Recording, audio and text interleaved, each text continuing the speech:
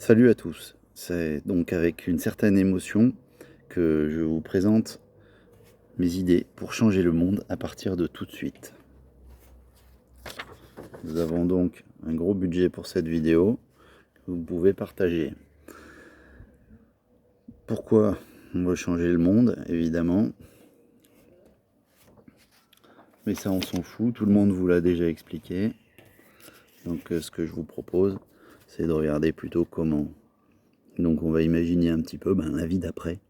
On va sortir de notre canapé avec cette espèce de cercle vicieux qui nous emmène de la culpabilité à l'immobilité. Donc on sort de là et on attaque. Voilà le plan de mon intervention brillante. Hein, en 7 points, travailler moins, réduire le CO2, taxer la pollution, restaurer la biodiversité, changer la ville, encadrer les revenus et sanctuariser les biens communs. Il y en a pour 5 minutes. Alors, quand même. On commence par moins travailler. On travaille 20 heures par semaine et le reste du temps, on s'occupe des autres.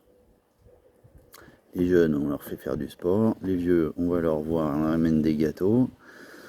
Les biens communs, mais il faudra quand même s'entretenir un peu le village, le quartier, etc.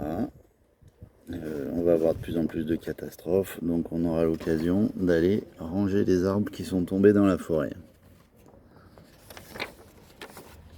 Deuxième point, et bien en même temps, si on veut sauver la planète, il faut réduire le carbone. Donc ça veut dire qu'il va falloir juste isoler les maisons, on sait faire, stopper les bagnoles. On vient de dire qu'on allait travailler moins, ça va aider. On peut télétravailler, on peut aussi se promener autrement qu'en voiture. Et le dernier pollueur, c'est l'industrie. Donc un bonus-malus sur les produits et des taxes sur les grosses boîtes. Voilà, donc quelle transition avec les taxes. Évidemment, aujourd'hui, on taxe le gasoil pour aller au boulot, mais par contre, le transport aérien, le transport maritime, le transport international ne sont pas taxés, donc tout ça devrait être remis en place. Les transactions financières, notamment les transactions à haute fréquence, là, c'est du délire. Et puis voilà, les énergies fossiles, bien sûr.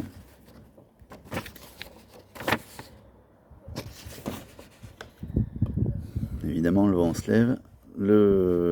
La biodiversité, donc on constate aujourd'hui quand même que 80% des surfaces agricoles servent à nourrir du bétail. Ce bétail va nourrir à peu près 20% de la population mondiale en termes de quantité de calories. Donc ça veut dire que si on arrêtait un peu de manger de la viande et des produits animaux, on pourrait libérer jusqu'à 3/4 des surfaces agricoles. Donc soyons un peu plus raisonnables, on ne pourra pas tous et on ne voudra pas tous devenir végétaliens, mais on peut libérer énormément de surface agricole et donc réduire notre impact sur la planète, et ça va permettre aussi, pour ceux qui veulent de retourner s'installer plus près de la nature, de déconcentrer les grosses zones pourries, et puis d'envisager qu'il y a des gens qui vont plus pouvoir vivre dans leur pays puisque il sera cramé par le réchauffement climatique.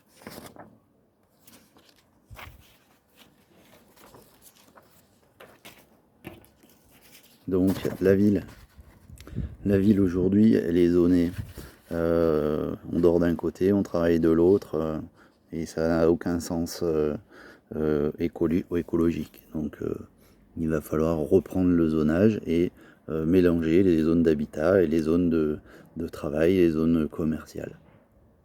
Autour de la ville, on pourrait mettre des jardins communs, et toute une zone comme ça de permaculture qui permettrait, d'aller jardiner, de s'occuper, de se rencontrer, et on repousserait les pesticides tant qu'ils n'auraient pas été interdits, bien sûr. On repousserait les pesticides comme ça, quoi.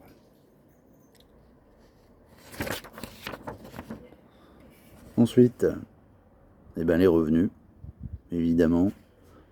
Si on veut arrêter d'avoir des clochards qui meurent sur nos trottoirs, un salaire universel, ça me semble tout à fait raisonnable, et surtout aussi un salaire maximum. Je vois pas l'intérêt de gagner 10 000 euros.